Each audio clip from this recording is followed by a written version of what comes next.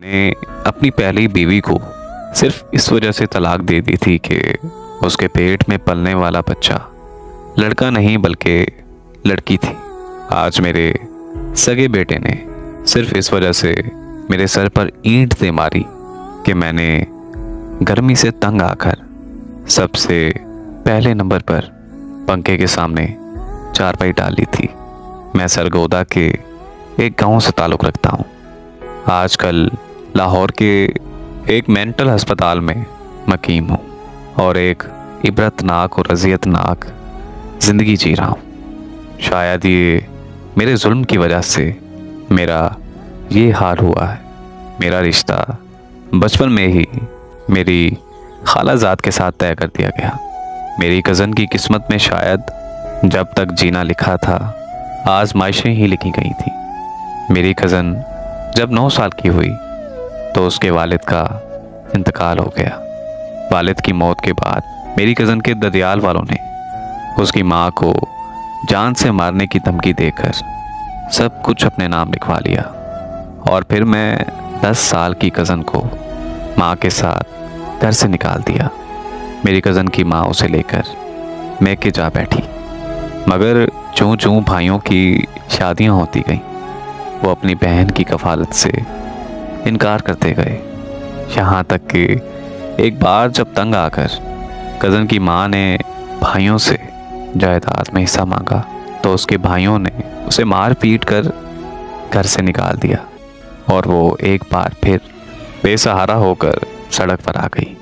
Cousin की माँ ने गांव में किसी का खाली घर मांगकर उस घर में रिहाइश रख ली और गुर्बत का ये आलम था, बिल ना देने की वजह से उसने बिजली और गैस की सहूलत होते हुए भी इस्तेमाल करने से इनकार कर दिया। इतनी मुसीबतों के बावजूद भी मेरी माँ ने अपनी बहन को तन्हा ना छोड़ा और वालिद साहब से चोरी छुपे अपनी बहन की मदद करती रही।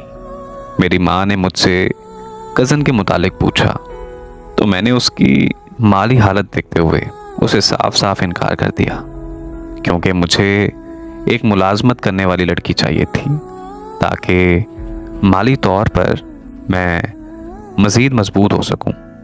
जबकि मेरी कज़न तो अपने बाप की मौत के बाद कभी स्कूल का मुंह ही ना देख पाई थी।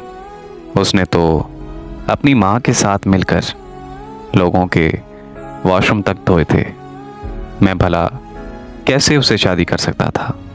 खैर, मेरी माँ ने मेरी मिन्नत समाजत कर कर मुझे मेरी कज़न के साथ निकाह करने पर राज़ी कर लिया। मैंने मुँह पसंद जहेज़ लेने की शराइत पर हामी भर ली। मेरी माँ ने ज़मानत दी कि जहेज़ मेरी पसंद का होगा और हुआ भी बिल्कुल ऐसे ही।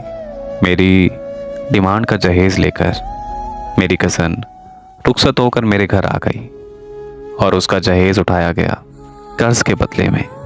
उसकी माँ लोगों के घरों में काम करते करते आखिर एक दिन चल बसी, मगर कर्ज अदा ना हुआ। बाद में कुछ लोगों ने कज़न की माँ की मौत पर उसको कर्ज माफ़ कर दिया और बाकी लोगों को उसने मेरी इजाज़त से घर का जहेज़ बेचकर उनकी रकम अदा की। मेरी बीवी उम्मीद से हुई। जिस दिन मुझे बीवी के उम्मीद से होने की खबर मिली उसी दिन मेरी माँ भी चल बसी। मैंने सब्र का घूंट पिया। मेरे रिश्तेदारों ने कहना शुरू कर दिया कि मेरी बीवी बहुत मनूस लड़की है, जहाँ भी जाती है अगला बंदा मुश्किलात में घेरा जाता है। पहले इसके बाप की मौत, फिर अपने ननिहाल से ठुकराए जाना, फिर उसकी माँ का मकरूज होकर मर जाना और मेरे पास आते ही ये उम्मीद से हुई तो मेरी माँ चल बसी। मेरी बीवी जब 5वें महीने में थी तो मैंने टेस्ट करवाया तो पता चला कि इसके पेट में मौजूद बच्चा नहीं बल्कि एक बच्ची है। तो मैं बहुत डर गया कि वो लड़की भी अपनी माँ की तरह मनहूस ना हो। उसके होश संभालते ही मैं मर न जाऊं। मैंने लोगों की बातों को भी दिल पर ले लिया और साथ ही जब मुझे पता चला कि इस दुनिया में आने वाला मेहमान एक बेटी है, तो मैंने ये सोचा इसकी परवरिश, तालीम और सेहत, शादी और जहेज, इन सब पर अखराजात करके मुझे तो कुछ भी नहीं बचेगा। सो मैंने अपनी बीवी से जान छुड़ाने का फैसला कर लिया।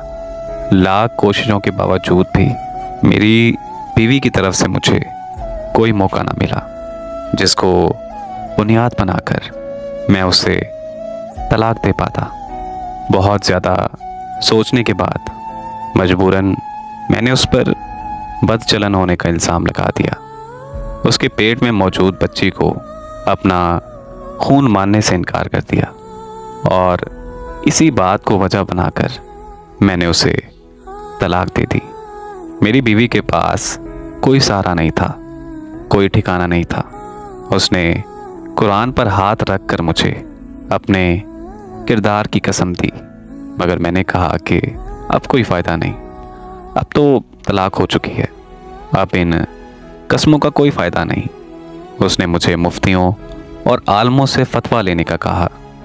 उसने कहा बच्चा पैदा होने के बाद तलाक हो गई, गर्ज के उसकी तरफ से हज़ारों दलीलें दी गईं, मगर मैंने तमाम रद्द कर दी और उसे घर से बाहर निकाल दिया। मुझे याद है सर्दियों की एक सर्द रात थी। रात के 10 बजे का टाइम था जब मैंने उसे घर से बाहर निकाला और फिर चाह कर भी उसे ढूंढ नहीं पाया।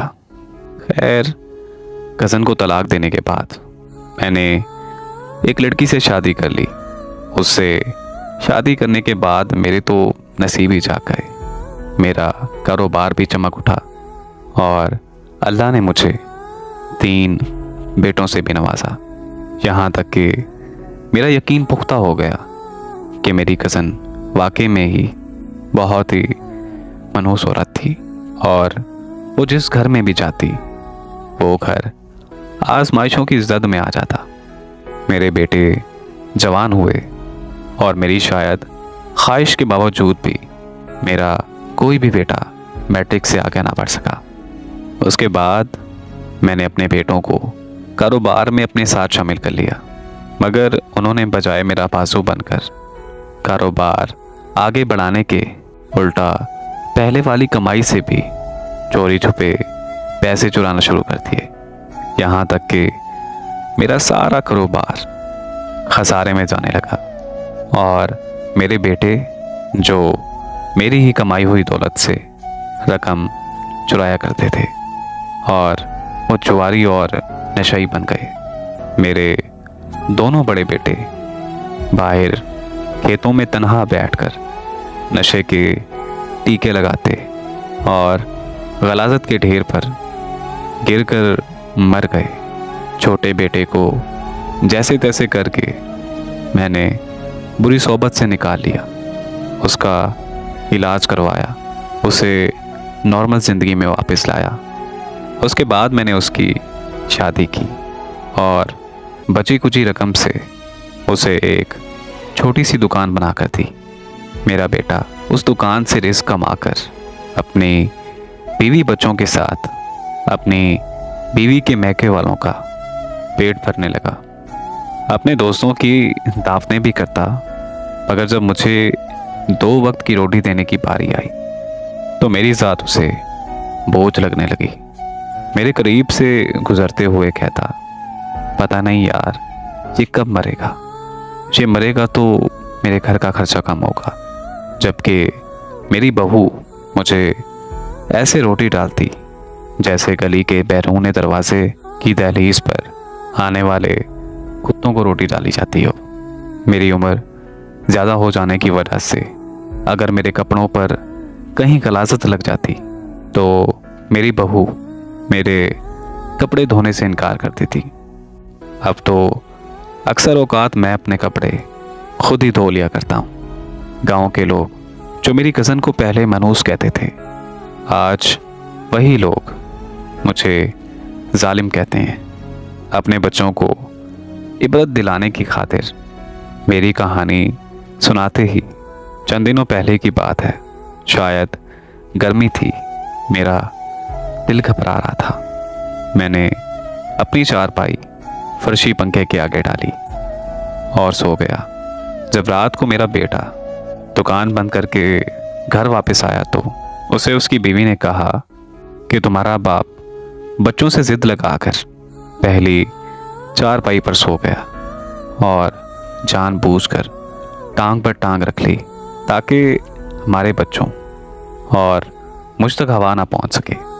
मेरे बेटे ने अपनी बीवी की बात सुनते ही बिना तहकीक किए मेरे सर पर ईंट दे मारी।